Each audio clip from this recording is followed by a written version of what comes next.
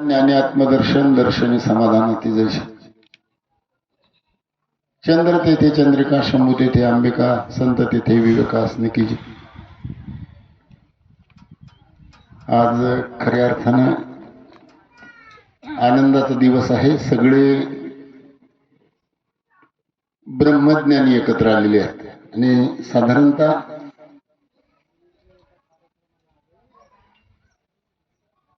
जे सांगून झाले सगळं साधारणतः विचार जर केला त्याची तृप्ती म्हणतो आपण. जेवण झाल्यानंतर परत जेवण करायचं म्हटलं की जसं माणूस म्हणतो बा आता जेवलो मी आता नाही जेवायचं, पण सगळ्यांनी सांगून झाले आणि काय सांगायचं ना ते परिपूर्णतेकडे गेले. परंतु तुमच्या पुढे काय बोलायचं, कसं बोलायचं, का बोलायचं याचा थोडा मी विचार करत होतो की आपल्याला काय बोलायचंय. चला, माऊली महाविष्णू ज्ञानेश्वर महाराज समोर असे निवृत्तीनाथ बसलेले आहेत, शेजारी सोपान काका बसलेले आहेत, शेजारी मुक्ताबाई बसलेली आहे, अनेक भाविक ज्ञानेश्वर महाराजांच्या समोर बसलेले आहेत, लिहायला बसलेले सच्चिदानंद बाबा पेन घेऊन बसलेले आहेत. त्यांना त्यांचं लिखाण सुरू केलेलं आहे. ओम नमोजी आद्या वेद प्रतिपाद्या. निवृत्तीनाथ डोळे भरून पाहतात.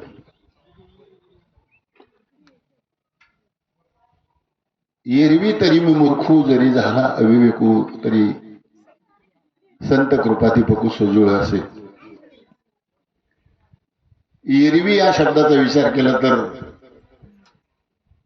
ज्ञानेश्वर महाराजांच्या जीवनामधून जर निवृत्तीनाथ वजा केले तर ते म्हणतात मी मूर्ख आहे. साधारणतः हा विचार आपल्या जीवनामध्ये आपण करायचा. ज्यावेळेला आपण व्यासपीठावर बसतो ना त्यावेळेला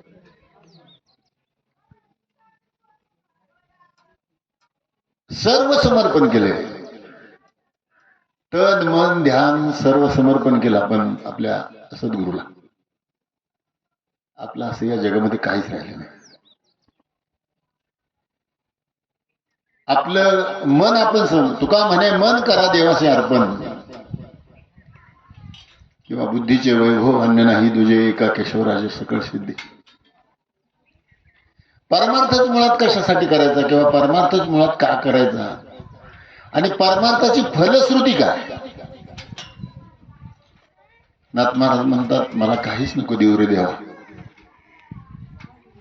प्रेम सुख दे, प्रेम सुख दे, प्रेमाविना नाही समाधान. काय मिळवायचं आपल्याला परमार्थाच्या दिशेला जाताना. सद्गुरूच्या कृपेने दिशा समजली. सद्गुरूच्या कृपेने आता ज्ञानेश्वरी मुखोद्गत व्हायला लागली.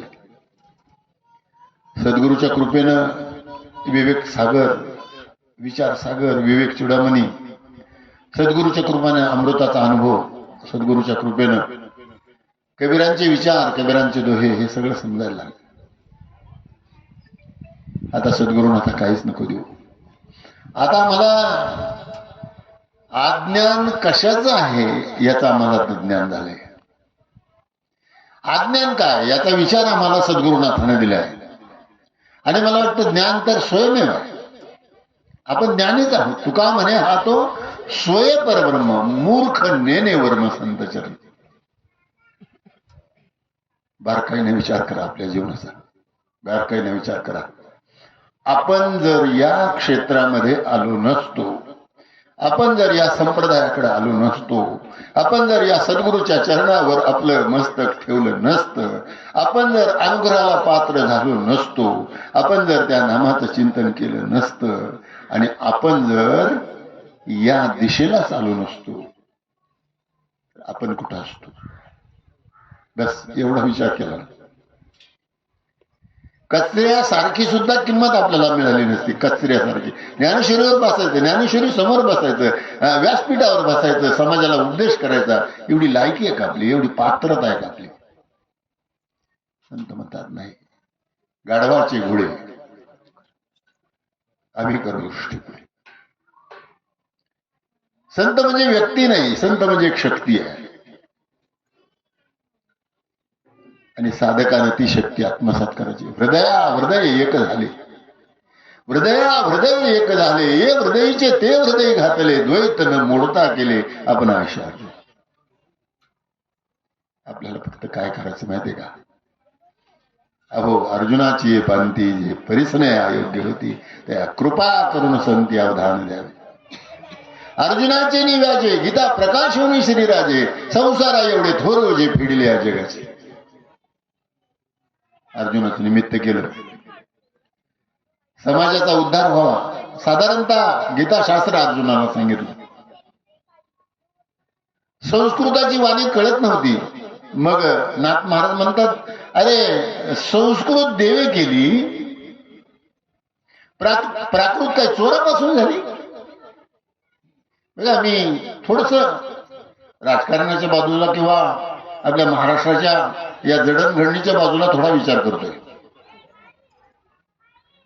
काही दिवस झाले आपल्या मराठी भाषेला अभिजात भाषेचा दर्जा मिळाला. काही दिवस झाले. याच्यासाठी आपल्याला किती खटाटोप करावा लागला, किती कागदपत्र पुरवावी लागली. केंद्र सरकारने आता 2 महिन्यापूर्वी आपल्याला आदेश दिलाय की मराठी भाषेला अभिजात भाषेचा दर्जा मिळाला.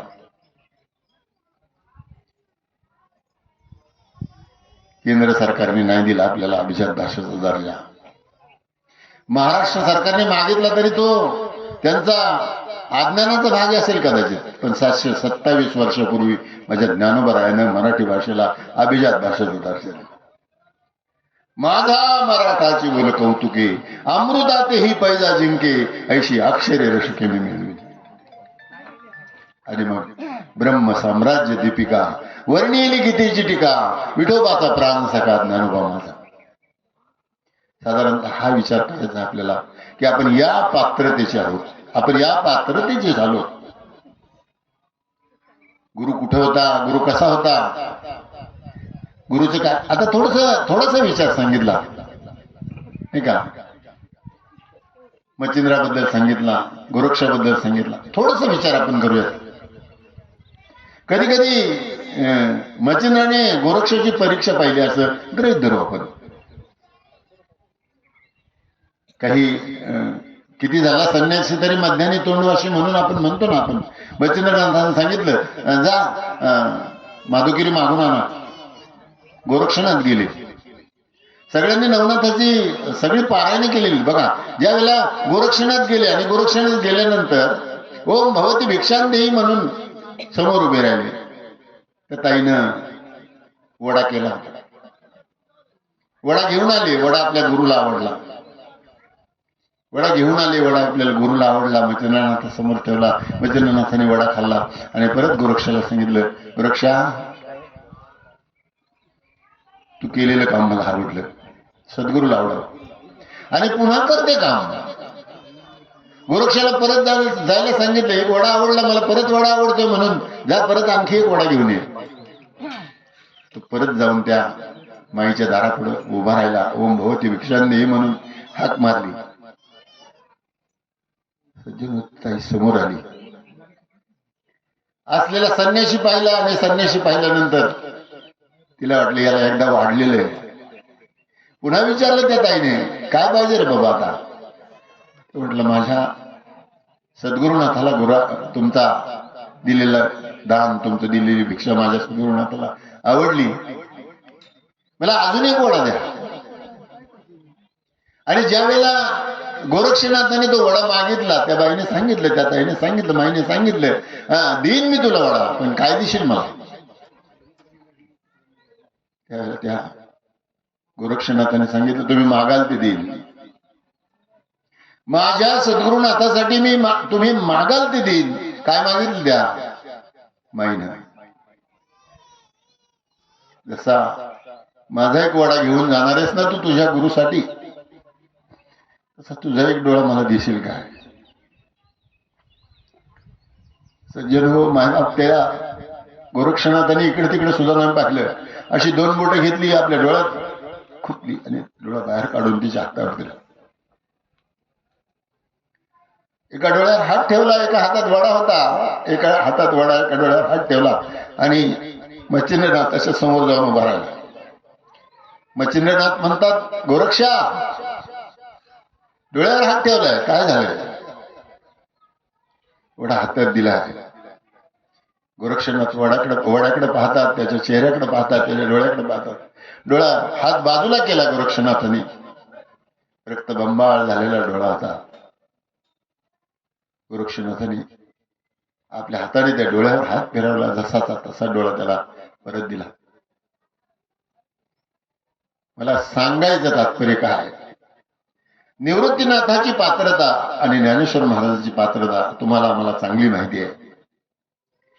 चांगला बारकाईने जर विचार केला तर रेड्याच्या मुखातून वेद बोलवणारे ज्ञानेश्वर महाराज, पण निवृत्तीनाथाची किंमत किती मोठी आहे, निवृत्तीनाथाची पात्रता किती मोठी आहे. आदिनाथ गुरु सकळ सिद्धांचा मचिंद्र तयाचा मुख्य शिष्य मचिंद्राने बोध गोरक्षाशी केला. गोरक्ष ओळला गहिनी प्रती, गहिनी प्रसादे निवृत्तीदाता ज्ञान देवा सार सुजविले. बस आपल्याला माऊलीवर प्रेम करता आलं पाहिजे, बस आपल्याला ज्ञानेश्वरावर प्रेम करता आलं पाहिजे, बस आपल्याला तत्वज्ञानावर प्रेम करता आलं पाहिजे, बस आपल्याला आपल्या संप्रदायावर प्रेम करता आलं पाहिजे, बस आपल्याला आपल्या सद्गुरुनाथाच्या अंतकरणावर प्रेम करता आलं पाहिजे. आणि कुठे ठेवायचं होत्या सद्गुरूला? जागा कोणती आहे त्याची? देवघरात एखादी प्रतिमा जर आपण श्रीपाद बाबाची ठेवली, रामदास बाबाची ठेवली, तर ती देवघरात राहणार आहे. तिची पूजा करण्यासाठी बाहेरून फुलं आणावी लागणार आहेत. त्या श्रीपाद बाबा रामदास बाबाच्या प्रतिमेला पुष्पहार अर्पण करायचं ठरला, धूपदीप करायचं ठरलं, ओवाळणी करायची ठरली, तर त्या प्रतिमेच्या समोर जावं लागणार आहे. पण त्या सद्गुरुनाथाला जर आपल्या हृदयात जागा दिली, माझं हृदय सद्गुरू, तर मग तुम्हाला कोणती प्रतिमा विकत आणावी लागणार नाही, कोणता पुष्पहार विकत आणावा लागणार नाही, कोणता धूपदीप विकत आणावा लागणार नाही. तुमचं प्रेम त्या सद्गुरुनाथावर जर एकदा समर्पित केलं, आणि म्हणून काय करायचंय परमार्थावर? साधारणतः हा विचार केला तर आई जशी आपल्या लेकरावर प्रेम करते ना, तसा सद्गुरुनाथ आपल्या शिष्यावर प्रेम करतो. लेकराला काटा मोडावा आणि आई काम करत असावी, काम टाकून देते आणि पहिली लेकराकडे जाते. लेकुराचे हित वाहे माऊलीचे चित्ताशी, कळवळ्याची जाती करी लाभाविन प्रीती, पोटी भार वाहे त्याचे सर्वस्व हीच आहे, ऐशी कळवळ्याची जाती करी लाभाविन प्रीती. तुकाराम महाराज म्हणतात, माझं सगळं ओझं सद्गुरुनाथा तुझ्या चरणावर, तुका म्हणे माझे तुम्हा संतावर ओझे. काय केलं त्या सद्गुरूने असं जर आपल्याला प्रश्न पडला असेल तर गुरु तिथे ज्ञान, आपल्या स्वतःच्या स्वरूपाची ओळख करून दिली. आता आपल्याला खरा देव सांगितला. अजूनही महाराष्ट्रात किंवा अन्य ठिकाणी जर आपण पाहिलं, कीर्तने चालू असतात, प्रवचने चालू असतात, तत्वज्ञानाचे डोस पाजले जातात, पण आत्मसाक्षात्कारापर्यंत नेणारा सद्गुरू अजून मला दिसला नाही. बरेच आपण टेलिव्हिजनवर प्रवचने पाहतो, टेलिव्हिजनवर कीर्तन पाहतो, ऐकतो, सगळं पाहतो आपण. पण ज्याला रोज आपण म्हणतो, तुमचा अनुग्रह लादलो पवन झालो चराचर, अनुग्रहाचं नावाचा शब्द कुठे ऐकायला मिळत नाही, अनुग्रह नावाचं नाही का तत्वज्ञान कुठे ऐकायला मिळत नाही, तर अनुग्रह मिळणं तर इतकं दुरापास्त आहे. तुकाराम महाराजांना तो प्रश्न पडला होता, बहु अवघड आहे संत भेटी, परी जगजेठी करुणा केली. तुम्ही आम्ही भाग्यवान आहोत बरं का. एकदा म्हणा ना, एकदा लाडकी लेकमी संताची, एकदा किती आनंद येतो बघा. लाडकी लेकमी संताची, मजवर कृपा बहुतांची, अखई चुडा हात्या अंकन मोती नाका, बोध मुराळी शृंगारीला, साधकेचा कौदल्याला. तुका तुकी उतरला, 84चा शिक्का केला. संपलं 84चं संपलं. आता 84 लक्ष येऊन नाही आपल्याला. जगा काळ खाय त्याचे माथा दिला आम्ही पाय. काय केलं सद्गुरूने, काय करायला पाहिजे सद्गुरूने, आणि काय आत्मसात केलं पाहिजे आपण. घातला दुकान देते आली असे दान, घातला दुकान देते आली असे दान, संत उदार उदार भरले अनंत भांडार, मागते अशी पुरे धनी अनेकांशी. तुका म्हणे पोते देवे भरले नव्हे ते. म्हणून तर सांगण्यासारखं नाही का, आज्ञ माणसाला काही सांगता येईल, सुज्ञ माणसाला मात्र मोजकं सांगावं लागतं. साधू संत त्या गोष्टीचा विचार करताना सांगतात की बाबा रे, देखे मनुष्यजात सकळ स्वभावताच भजनशील झाले असे केवळ माझे ठाई परी ज्ञाने विन नाशिले, ते बुद्धिभेदाचे आले कल्पू नये ते कल्पू लागले अनेक. मंदिरात या मंदिरात एक देव, त्या मंदिरात एक देव, त्या मंदिरात एक देव. संत या गोष्टीचाच विचार करत होते. हेंद्री सेंद्री दैवते कोण पूजिती भूते खेते, आपल्या पोटात रडते शिते मागते आवना. खऱ्या खोट्याचा विचार करा. खऱ्याची किंमत शोधा आणि खोट्याची किंमत शोधा. मी नेहमी विनोदाने सांगतो, खरं 10 ग्रॅम घ्यायचं असेल, खरं 10 ग्रॅम खरं घ्यायचं असेल तर तुमच्याजवळ 1,00,000 रुपये पाहिजेत. 10 ग्रॅम खरं. आणि त्याच 1,00,000चं खोटं घ्यायचं असेल ना तर तुम्हाला पिकअप घेऊन जावं लागेल, एखादी गाडी घेऊन जावं लागेल तुम्हाला. मग कोणतं पाहिजे, ते गाडीभर खोटं पाहिजे का 10 ग्रॅम खरं पाहिजे? खरी किंमत कशाला? आणि म्हणून या ठिकाणी ज्ञानेश्वर महाराजांना सांगावं लागलं, बाबा जिथं गुरु करणार ना त्या गुरुकडे ज्ञान पाहिजे. गुरु तेथे ज्ञान, ज्ञानी आत्मदर्शन, दर्शनी समाधानार्थी जैसे. चंद्र तेथे चंद्रिका. ठीक आहे, चांगला बारकाईने विचार करा. शंभू तेथे अंबिका, संत तेथे विवेका असणे की जी. संतांनी हा विचार केला. म्हणून मी नेहमी अगदी सोप्या गोष्टी सांगतो. आपण माणूस होतो, माणसासारखंच वागत होतो. काही समाजामध्ये आपलं काही नाही का, समजा वजन असेल नसेल, माणूस होतो, माणसासारखं वागत होतो. आपल्याला सद्गुरुनाथांनी आता देव बनवलं. आपण माणूस होतो, माणसासारखं वागत होतो, परमार्थिक क्षेत्रामध्ये प्रवेश केला. आपल्या सद्गुरुनाथाने आपल्या मस्तकावर हात ठेवला, आपल्याला समाधानी केलं. आपल्याला समाधानी करून झाले. समाधान तुमचे देखील चरण, आता उठावेसे म्हणा येत नाही नारायण. आपल्याला सद्गुरुनाथाने देव बनवलं. आता आपण वागलं कसं पाहिजे? संतांनी हा विचार सांगितला. बाबा संत म्हणतात गुरु तेथे ज्ञान, ज्ञानी आत्मदर्शन, दर्शनी समाधानात जैसे. देवाचं दर्शन घ्यायला बघा, थोडासा विचार केला तर आता कोणत्या स्नानाला गेले होते? प्रयागच्या स्नानाला गेले होते. किती लोकांना देव भेटला असेल माहित नाही. किती लोकांचे त्या प्रयाग स्नानाला गेल्यानंतर देवाबद्दलची कल्पना त्यांच्या डोक्यात आली असेल माहित नाही. आमचे माऊली महाविष्णू ज्ञानेश्वर महाराज म्हणतात, योगिया दुर्लभ तुम्ही देखील असा झाला. पाहता पाहता मनानं पुरे धनी, देखिला देखिला माय देवांचा देव. फिटला संदेह निमाले दुजे पण, अनंत रूपे अनंत वेशी देखिले म्या त्याशी. आणि बाप रखुमा देवीवर खुन बांधली कशी. बघा थोडासा संतांच्या जीवनाचा विचार करू. नामदेव महाराज आपल्यासारखेच माणसासारखेच माणूस होते. जोपर्यंत सद्गुरू मिळत नव्हता तोपर्यंत देवाची पूजा चालली होती, देवाची भक्ती चालली होती. नव्हे हा सामान्य महिमा संतांचा, नैवेद्य हातीचा मूर्ती जेवी. तरी पण संतांच्या मांदियाळीमध्ये नामदेवाला कच्च ठरवलं गेलं. आपण किती भजन करतो, किती उपवास करतो, किती साधारणतः किती तीर्थयात्रा करतो. संत म्हणतात नाही रे बाबा, तू सद्गुरूच्या चरणाला लागलास का? तू संप्रदायाचा शोध घेतलास का? तुझ्याकडं संप्रदाय सद्गुरू आल्यानंतर तुला अनुग्रह प्राप्त झाला का? आणि अनुग्रह प्राप्त झाल्यानंतर तू त्या अनुग्रहाचं चिंतन, त्याचं मनन केलंस का? आणि मग तुझ्यामध्ये आश्र सात्विक भाव तयार झाले का?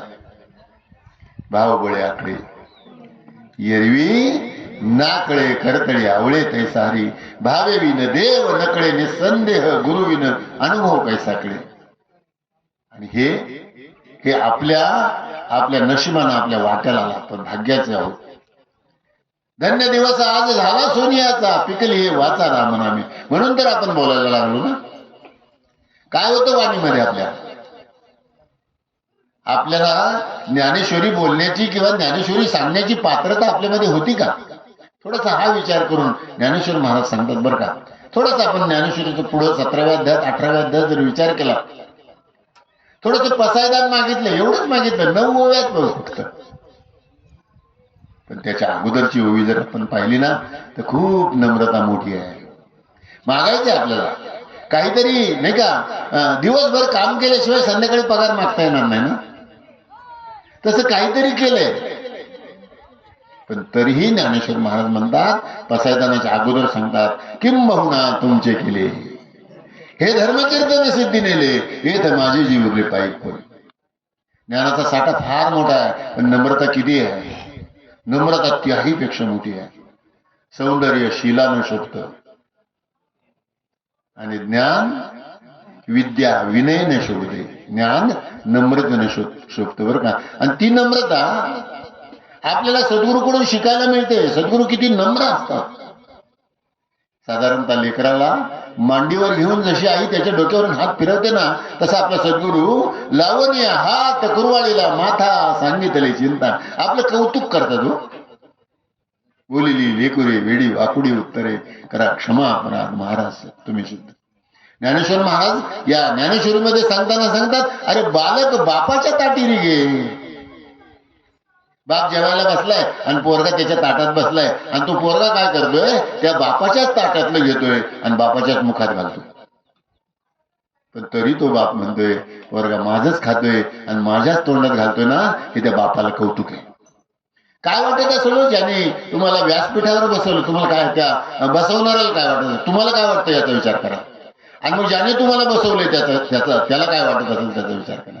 बालक बापाच्या ताटीरी घे आणि तो बापाशी जेवू लागेल, तरी तो आ करतोय. आणि ते दिलेलं तुम्ही छोटा का घास होईना पण तो समर्पित भावानं समर्पण करतो. साधू संत तेच सांगतात, बाबा परमार्थिक जीवनामध्ये आपल्याला जर आपला काही कार्यभाग साध्य करायचा असेल तर नम्रतेकडे गेलं पाहिजे. आपण विद्या नाही का, मी सांगतो नटणारे बरेच आहेत, विनटणारे थोडे आहेत. नटणारे बरेच आहेत. मोक्ष रेख्याला भाग्य विनटला साधूचा अंकिल हरिभक्त. अरे मागणंही मागायचं देवाकडे आपल्याला. का नाही मागायचं, का नाही मागायचं देवाकडे मागणं. घेईन मी जन्म याच्यासाठी देवा तुझी चरण सेवा साधावा. जन्म नाही रे अनेक तुका म्हणे माझी बात. का नाही मागायचं, पण काय मागायचं हे संतांकडून शिकलं पाहिजे.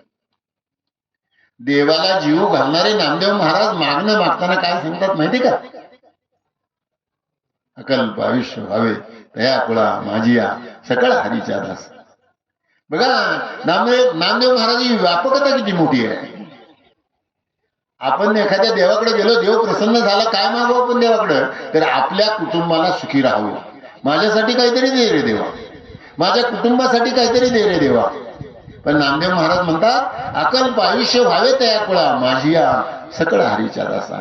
कल्पनेची बाधा न हो कोणे काळी ही संत मंडळी सुखी असो. आणखी एक जे वाईट आहे, अहंकाराचा वारा न लागो राजसा माझी या विष्णुदासा भाविकाशी. नामा म्हणे तया असावे कल्याण ज्या मुखी निधान पांडुरंग. साधारणतः तुकाराम महाराजांचं मागणं जर आपण पाहिलं ना, तर तुकाराम महाराज तर म्हणतात, काय देवा तुझ्याकडे द्यायला, देशील का, काय तुझ्याकडे द्यायला. अरे तू तर उघडा आहेस, तू तर दिसलाय नाही अजून कुणाला, काय तुझ्याकडे द्यायला, काय मागू तुझ्याकडे. करारी आवाजामध्ये तुकाराम महाराज म्हणतात, मागणे ते एक तुझ प्रती आहे, देशील तरी पाहे पांडुरंगा. या संताशी निर्वी ह्याची मदती. स्वतःच्या लेकरा बाळा करता काही मागितलं नाही. आणि जो स्वतः करता मागतो ना तो भिकारी आहे. जो स्वतः करता मागतो ती भीक आहे. समाजाकरता मागतो ना ती भिक्षा आहे. पण जगाकरता मागतो ना ते पसायदान आहे. जगाकरता मागितलं. साधारणतः ज्ञानोबाचा विचार केला तर किती मोठं विशालांत करणं आहे. बघा आपण घर बांधलंय, त्याला भिंती बांधले, त्याला खिडक्या आहेत, त्याला दरवाजे आहेत, त्याला कुलूप आहे. ज्ञानोबाचं घर किती मोठं आहे. ज्ञानोबाचं घर भिंतीचं नाहीये. ज्ञानोबाच्या घराला खिडक्या नाहीत, ज्ञानोबाच्या घराला दरवाजे नाहीत, ज्ञानोबाच्या घराला कुलूप नाही. हे विश्वची माझे घर ऐशी मती जयाची स्थिर किंबहुना चराचर आपणाची झाला. मग याही वरी पारता माझी या भजनी असता तयाती मी माथा मुकुट करी. फार मोठे विशालांत करणे. आपण आपल्या आयुष्याची लांबी मोजतोय. मी किती वर्षाचा झालो, मी 60 वर्षाचा झालो, मी 70 वर्षाचा झालो, मी 80 वर्षाचा झालो. आपल्याला अजून जगावं असं वाटतंय. आपण लांबी वाढवतोय आपल्या जीवनाची. ज्ञानेश्वर महाराज किती वर्ष जगले याचा विचार करा. 22व्या वर्षी समाधीस्थ झालेले ज्ञानेश्वर महाराज ज्यावेळेला निवृत्तीनाथाकडे समाधी मागतात ना, त्यावेळेला निवृत्तीनाथाला काय वाटले. समोर निवृत्तीनाथ बसलेत आणि ज्ञानोबा हात जोडून विनंती करतात, दादा आता सगळं झालंय. 9033 ज्ञानेश्वरी समाजापुढे ठेवली, समाजाच्या कल्याणासाठी. ज्यांनी परिपूर्ण झालेत त्यांच्यासाठी अमृतानुभव दिला. जे साधे बोळे आहेत त्यांच्यासाठी हरिपाठ दिलाय. चांगदेवासाठी 65 वेळ लिहून चांगदेव 65 लिहिली. निवृत्तीनाथा संपलंय आयुष्य, आता जायचंय मला, माझ्या स्वरूपाला जाऊन मिळायचंय. निवृत्तीनाथाच्या डोळ्यात अश्रू आहेत. पण ज्ञानोबाचा हट्ट पुरा करण्यासाठी निवृत्तीनाथ त्याला परवानगी देतात. ज्ञानोबा एक समाधीस्थ होतात. आज जर आपण ज्ञानेश्वर महाराजांचा जर वैभवाचा विचार केला तर कैवल्य, साम्राज्य आणि चक्रवर्ती. आपण आपल्या आयुष्याची लांबी मोजतोय, तरी लांबी मोजता मोजता मोजता आपलं आयुष्य बर्बाद होऊन जाते. आपल्या आयुष्याची खोली आपण कधीच मोजली नाही. 16व्या वर्षी ज्ञानेश्वरीने लिहायला घेतलेली 22व्या वर्षी पूर्ण होते आणि ज्ञानोबा समाधीस्थ होतात. थोडासा आणखी विचार सांगून जाईल तुम्हाला. माणसाला समाधी देणारे गुरु आजही आहेत. माणसाला समाधी देणारे गुरु आजही आहेत. पण थोडासा जनावराला समाधी देणारा महात्मा पहा जरा. महाराज 4 पायाचा रेडा. पैठण क्षेत्रामध्ये ज्यावेळेला या धर्म सभेमध्ये ज्यावेळेला काही प्रश्न आले की जर तुम्ही वेदांत शास्त्र बोलू शकता तर रेडा वेदांत बोलू शकतो का? प्रश्नाचं उत्तर ज्ञानोबराय म्हणतात माझ्या निवृत्तीनाथाच्या कृपेनं. ज्ञानोबाने त्याही वेळेला निवृत्तीनाथाकडे पाहिलं. निवृत्तीनाथाने हात वरती केला, डोळे भरून ज्ञानोबराकडे पाहिलं आणि ज्ञानोबरायने त्यांचा हात रेड्याच्या मस्तकावर ठेवला. बोलला की नाही रेडा? रेड्या मुखे वेद बोलविला, गर्व द्विजांचा हरविला, शांतीरूपी प्रगटला ज्ञानोबा माझा. आपण कधी गुरुच्या पायाजवळ जातो का न जातो? कधी कधी गुरुला टाळून आपली कामं करतो. पण तो रेडा मस्तकावर हात ठेवल्यानंतर त्याने त्याचं काम धंदा सोडून दिला आणि तो ज्ञानोबाच्या पाठीमागे आला. महाराष्ट्राचा इतिहास किती मोठा आहे. गुरु त्याचे ज्ञान, ज्ञानी आत्मदर्शन, कुणाला माणसाला नाही हो. 4 पायाच्या रेड्याला वेदांचं ज्ञान झालं आणि तो रेडा ज्ञानोबरायच्या, निवृत्तीनाथाच्या, सोपान काकाच्या, मुक्ताईच्या पाठीमागे येतो. आळेगावापर्यंत येतो. आयुष्य संपून जातंय, रेडा थकून जातोय आणि रेडा एका जागेवर बसतोय. आजच्या समाजातला गुरु असताना तर तो शिष्याला तिथंच सोडलं असतं, तो गुरु निघून गेला असता. पण रेड्याकडे ज्ञानोबराय पाहतात आणि निवृत्तीनाथाला विनंती करतात, आपल्याला याला परिपूर्णतेकडे नेल्याशिवाय आपल्याला इथून हालता येणार नाही. केलाय ना मुक्काम? 1 दिवस, 2 दिवस, 3 दिवस, 4 दिवस. रेड्याची अवस्था पाहिली तर रेडा समाधीस्थ होण्यासाठी तळमळ करत होता. रेड्याच्या डोळ्यात अश्रू होते, ज्ञानोबाच्या डोळ्यात अश्रू होते, निवृत्तीनाथाचे आशीर्वाद होते आणि निवृत्तीनाथाच्या आशीर्वादानं ज्ञानोबानं पुन्हा एकदा त्या रेड्याच्या मस्तकावर हात ठेवला. झाला का नाही रेड्या समाधीस्थ? हा महाराष्ट्राच्या मातीचा गुणधर्म आहे. आणि आपण त्या महाराष्ट्रात जन्माला आलो ज्या महाराष्ट्रामध्ये ज्ञानेश्वरी लिहिली गेली, ज्या महाराष्ट्रामध्ये भक्तीचा कळस झाला. आले ना तुम्ही दर्शन घेऊन? म्हणजे ज्ञानेश्वर महाराजांच्या समाधीला जेवढी नाही का जेवढा भाव अंतकरणामध्ये आहे तेवढाच रेड्याच्या समाधीच्या अंतकरणामध्ये भाव आहे. चांगला बारकाईने विचार करा. मी ज्ञानेश्वर महाराजांची पात्रता सांगतोय, वैभव सांगतोय, ज्ञानेश्वर महाराजांचं ज्ञान सांगतोय, नम्रता सांगतोय. मी सांगतो माणसाच्या डोक्यावरून कुणी हात फिरवल, माणसाच्या तोंडावरून कुणी हात फिरवल, माणसाला कुणी शाबासकी देईल. आणि माझ्या ज्ञानोबाने रेड्याला समाधीस्थ केलं, रेड्याच्या तोंडावरून हात फिरवला आणि रेड्याच्या पाठीवर थाप मारली. आणि हेच ज्ञानेश्वरीचं वैभव आहे. मला सांगायचं तात्पर्य चांगला बारकाईने विचार करा. आणि तिथं तो रेडा समाधीस्थ झाल्यानंतर मग मात्र ज्ञानोबराय आळंदीला येतात आणि आळंदीला आल्यानंतर या जगाला समजावून सांगतात, अरे ज्ञानेश्वरी सोपी आहे. जनाबाई तर सांगते वाचावी ज्ञानेश्वरी, डोळा पहावी पंढरी, ज्ञान होय अज्ञानाशी आईसा वर त्या टिकेशी, ज्ञान होय बुढा. काय झाले माहिती का? महाराष्ट्रातल्या कीर्तनकारांनी ज्ञानेश्वरी अवघड आहे म्हणून सांगितली, कारण त्यांनाच ती समजली नाही म्हणून त्यांनी अवघड सांगितली. पण जनाबाई म्हणते नाही का, ज्ञान होय बुढा अतिमूर्ख त्या दगडा, वाचेल जो कोणी जणी त्याची लोटांगेल. ही ज्ञानेश्वरीमध्ये ज्ञान आहे. आणि ज्ञानानं दुसरं दर्शन नाही, ज्ञानानं आत्मदर्शन आहे आणि दर्शनाने समाधान आहे. म्हणून चंद्र तेथे चंद्रिका, शंभू तेथे अंबिका, संत तेथे विवेका, असणे की जी गुरु तेथे ज्ञान, ज्ञानी आत्मदर्शन, दर्शनी समाधानाती जैसे. तुकाराम महाराजांच्या जीवनामध्ये बाबाजी चैतन्य आले. बाबाजी चैतन्याने मस्तकावर हात ठेवला. लावणीया हात कुरवाळीला माता, सांगितली चिंता न करावी. आई जशी आपल्या लेकराला मांडीवर घेते बा, लेकराला भूक लागते, पहिले थोडा जुना जमाना सांगून देतो बाबा. 2-2.5 वर्षाचं मूल घरी राहतं आणि ती लेकराची आई कुठेतरी शेतामध्ये कामाला जाते. दुपारी 12 वाजतात, कामाचा वेळ नाही, दुपारी 12 वाजतात, 1 वाजते. आईला तिथं कळतं आपल्या बाळाला भूक लागली. पाळण्यात ते बाळ टाकलेलं असतं, ती आजी त्याला झोका देते, पण ती बाळ झोपतच नाही. त्या बाळाचं रडू, त्या बाळाची भूक त्या आईला जाणवते आणि तिची चोळी ओली होते बरं का. चांगला बारकाईने विचार करा. बाळाची भूक आईला जर 4 किलोमीटरवरच्या शेतात कळत असेल तर शिष्याची भूक गुरुला कळायला नको का? आणि मग त्या गुरुला गुरुच म्हणायचं का?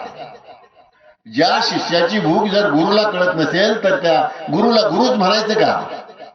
अरे बाळाची भूक ज्या आईला कळते ना, तिथं तिची ज्या वेळेला चोळी ओली होते ना, त्यावेळेला त्या मालकाला सांगते, मालक जाईन पटकन आणि 10 मिनिटात 15 मिनिटात लगेच परत येईन, पण माझ्या बाळाला भूक लागली. आपल्या शिष्याला पूर्णत्वाकडे नेण्याचं काम सद्गुरू करतात ना, आणि पूर्णत्वाकडे नेल्यानंतर त्या सद्गुरूला काय समाधान वाटतं हे तुम्हाला शब्दात सांगण्याचा येणारच नाही. ते संत सांगतात, परमार्थ करायचा असेल तर दृष्टी दावीचे साक्षात, हाती देवीचे पदार्थ, तैसा नव्हे का परमार्थ, पण तोही सद्गुरुनाथ प्रबोधी शिष्यात.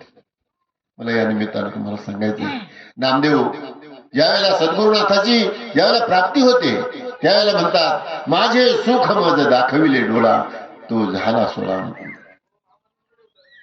दिधली प्रेम कळा ज्ञानमुद्रा. साधू संतांनी हा विचार केला. आणि म्हणून आपण काय मागायचं, मी तर नेहमी सांगतो, आईवर प्रेम करा, बापावर प्रेम करा, बहिणीवर प्रेम करा, भावावर प्रेम करा, धर्मपत्नीवर प्रेम करा, पती परमेश्वरावर प्रेम करा, शेती वाडी घरदार सगळ्यावर प्रेम करा.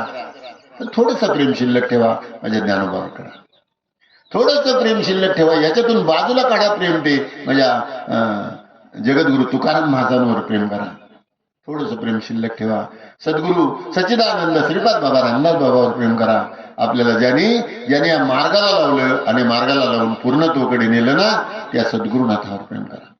मी विनोदाने सांगतो, ज्याच्या पायावर डोकं ठेवलंय ना, ज्याच्या पायावर डोकं ठेवलंय ना, त्याच्याबद्दल कधी डोकं लावायचंच नाही त्याच्याबद्दल डोकं. आणि मनात शंका तर आणायचीच नाही. संशयावधी थोर अनेक नाही पाप घोर, हे तो विनाशाची वाघूर प्राणी. म्हणून ज्ञानोबा तुकोबाचा आदर्श घेऊन संप्रदाय चालू आहे. मी पुन्हा तुम्हाला विचारेन, संप्रदाय खोटा आहे का खरा आहे, याचा आपल्या मनात विचार करा. संप्रदाय खरा आहे. संप्रदायाचा मिळालेला साधू म्हणजे संत म्हणजे सद्गुरू तुम्हाला खरा मिळाला का खोटा मिळाला? तर तो खरा मिळालाय. त्या सद्गुरूने तुम्हाला सांगितलेलं नाम, जे नाम अंतकरणावर प्रेम करतं ते नाम खरं आहे का खोटं आहे? खरं आहे. ज्या नामस्मरण केल्यानंतर आश्चर्यसात्विक भाव निर्माण झाले, डोळ्यातून अश्रूच्या धारा व्हायला सुरुवात झाली, अंग रोमांचित झालं, अंग लढलेट कापू लागलं, अंग जमिनीवर पडलं, गायनाची उडी आपल्या छंदे मनाच्या आनंदे आवडीने अशी अवस्था प्राप्त झाली. ती अवस्था खरी आहे का खोटी आहे? आणि अशी अवस्था प्राप्त झाली असेल तर तुम्हाला आत्मसाक्षात्कार झाला का नाही झाला याचा विचार करा. कंठी प्रेम दाटे, नयनी नीर लोटे, हृदयी प्रगटे रामरूप. देवळातला देव कुणी दाखवतो, पण स्वतः अंतकरणामधला देव. ज्ञानेश्वर महाराज 9व्या अध्यायातल्या 3ऱ्या श्लोकामध्ये सांगतात, तैसा हृदयामध्ये मी रामू, असता सर्व सुखाचा रामू, का भ्रांतासी कामू विषयावर. बहु मृगजळ देखोनी डोळा, तुमकी जे अमृताचा गिळता गळाला, तोडीला परिसु बांधलेला गळा शुक्ती का लावे, तैशी अहम ममतेच्या लवड सवडी. मी मगाशी सांगून गेलो, चांगलं दिसायला खर्च लागतो. चांगलं दिसायला खर्च केल्याशिवाय चांगलं दिसता येत नाही. टोपी चांगली दिसावी असं वाटत असेल ना, तर 5 रुपयाचा साबण आणावा लागतो आणि 5 रुपयाची इस्त्री मारावी लागते, त्यावेळेला टोपी चांगली दिसते. अंगरखा चांगला दिसावा असं वाटत असेल ना तर 5 रुपयाचा साबण लागतो, 15 रुपयाची इस्त्री लागते. धोतर चांगलं दिसावं असं वाटत असेल ना तर 5 रुपयाचा साबण लागतो, 20 रुपयाची इस्त्री लागते. म्हणजे किमान तुम्हाला चांगलं दिसायचं असलं तर 50 रुपये खर्च लागतो. चांगलं असण्यासाठी किती खर्च लागतो? चांगलं असण्यासाठी काय काय खर्च करावा लागतो?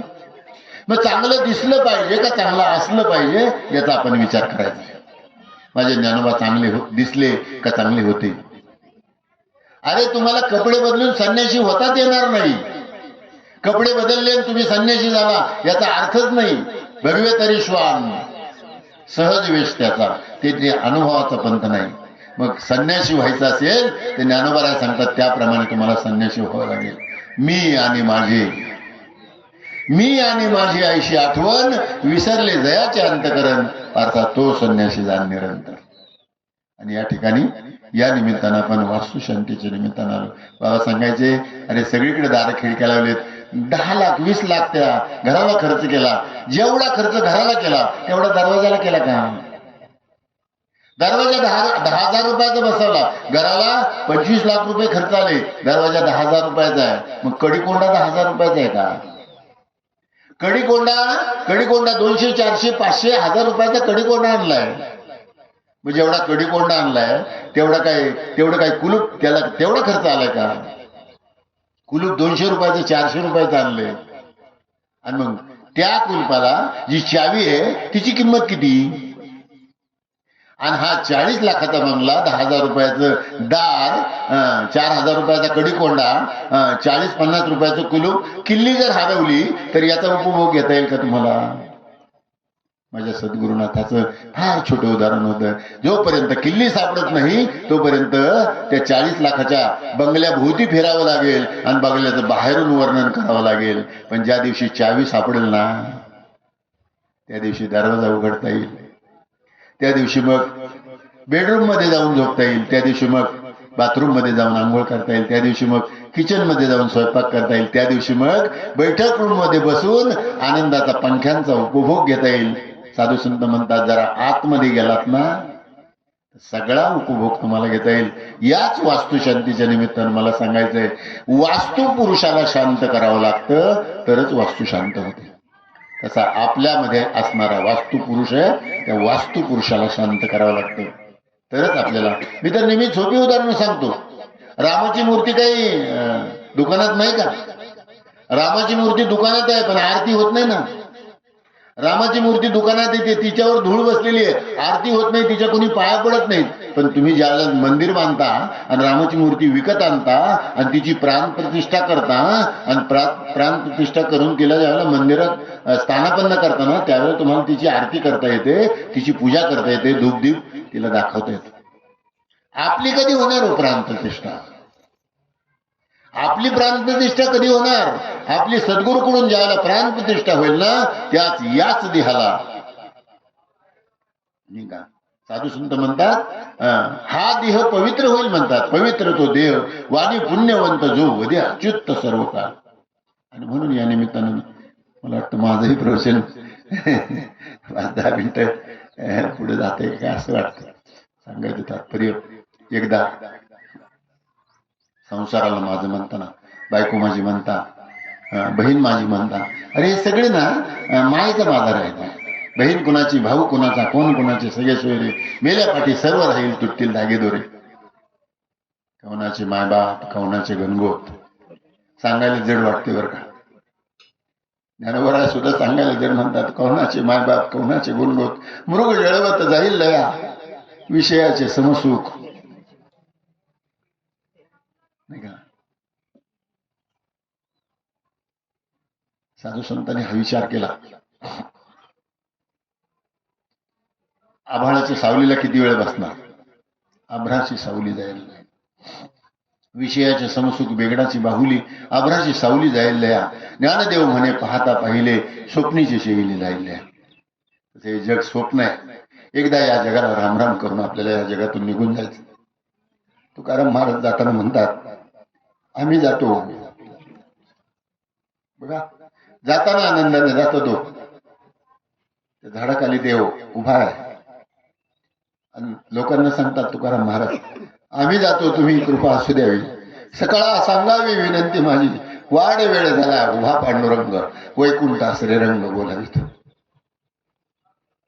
कुडी सहित गुप्त झाला तुका, मला सांगायचं हा सगळा आनंद उपभोगायचा आहे. पण कधीतरी एकदा असं म्हणायचंय, देवा तू माझा आहेस आणि मी तुझा आहे.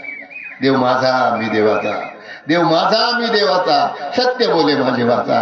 देव पाहावयासी गेलो, तिथे देव चिरून ठेवलो.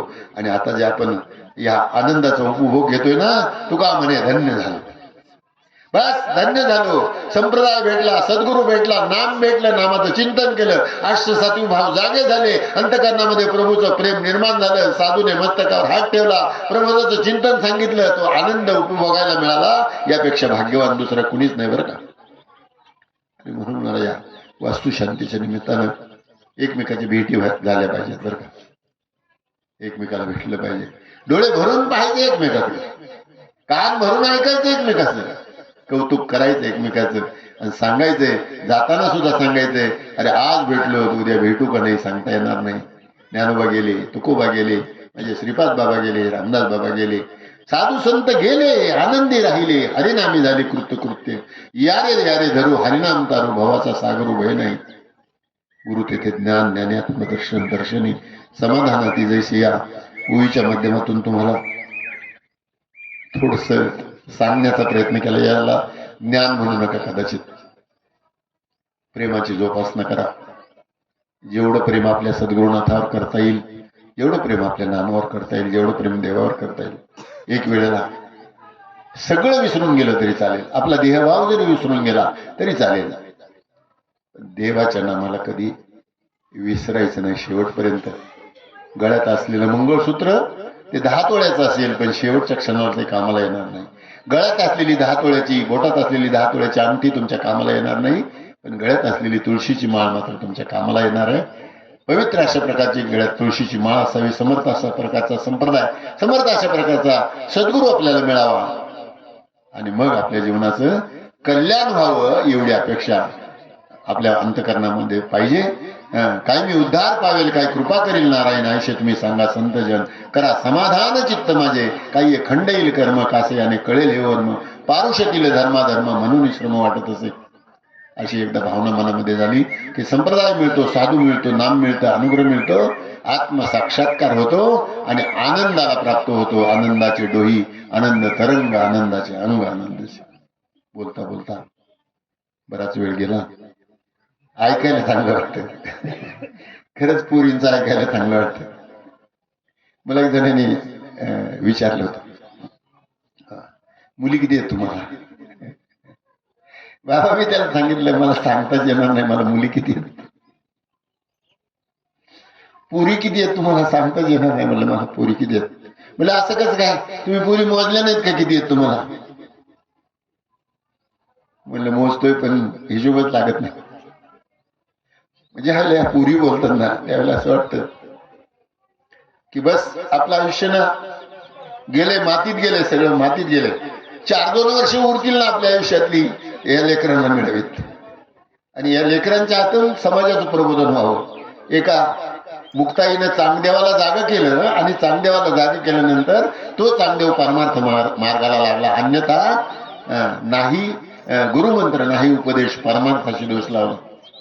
तसे या माझ्या साधूच्या जनाबाई, मुक्ताबाई बोलतात, अंतकरणामध्ये आनंद होतो. आणि याला पोरं बोलतात ना, जसं काय वाटतं ज्ञानोबाच बोलतोय. साधारणतः या निमित्तानं तुमची सेवा करण्याचा किंवा तुमची भेट घेण्याचा, सेवा म्हणण्यापेक्षा भेट घेण्याचा छोटासा प्रयत्न होता. तो प्रयत्न बरा की वाईट मला माहित नाही. तुम्हाला काय वाटतं मला माहित नाही. माझ्याकडून काय देण्यासारखं आहे, एक तुटकी जोडी असते बाबा, त्या जोडीत काय असतं, त्या जोडीतलंच गळून जातं सगळं, द्यायला काय आहे माझ्याकडे. पण तरी तुमचं प्रेम मिळावं, तुमच्या गाठी व्हावं, तुमच्याशी भेटावं, तुमच्याशी बोलावं, एवढी अपेक्षा मात्र. एखाद्या सासूर वासनीला जसं वाटतं ना की आपण माहेराला जावं, तसंच वाटतं. बाहेरचं कोणीतरी भेटल, बाहेरचं कोणत्याला कुणाला तरी आपलं सुखदुःख सांगता येईल आणि त्याप्रमाणे तुम्ही सगळेजण भेटता. तो आनंद या जीवनामध्ये मिळतो. वास्तुशांतीच्या निमित्तानं तांबडे कुटुंबाला धन्यवाद देतो. तुम्ही सगळे या ठिकाणी आलात, तुमचेही या ठिकाणी अभिनंदन करतो, आभार मानतो. बोलता बोलता काही अपशब्द माझ्या मुखातून गेले असतील तर मला माफ कराल अशी अपेक्षा तुमच्याकडून व्यक्त करतो आणि माझ्या वाणीला विराम देतो. पुंडलिका वरदे हरिविठ्ठल. श्री ज्ञानदेव तुकाराम पंढरीनाथ भगवान की जय. माऊली ज्ञानेश्वर महाराज की जय. जगद्गुरु संत तुकाराम महाराज. सच्चिदानंद श्रीपाद बाबां की जय. सच्चिदानंद रामदास बाबां. अवधूत चिंतन श्री गुरुदेव दत्त गोपाल कृष्ण भगवान की जय. आता विश्वात्मके देवे येणे वाग्यज्ञ तोषावे. तोषोनी मज द्यावे पसाय दाने. जे खळांची व्यंकटी सांडो तया सत्कर्मी रती वाढो. भूता परस्परे पडो मैत्र जीवांचे. दुरितांचे तिमिर जावो. विश्व सुधर्म सूर्य पाहो. जो जे वांछील तो ते लाहो. प्राणीजात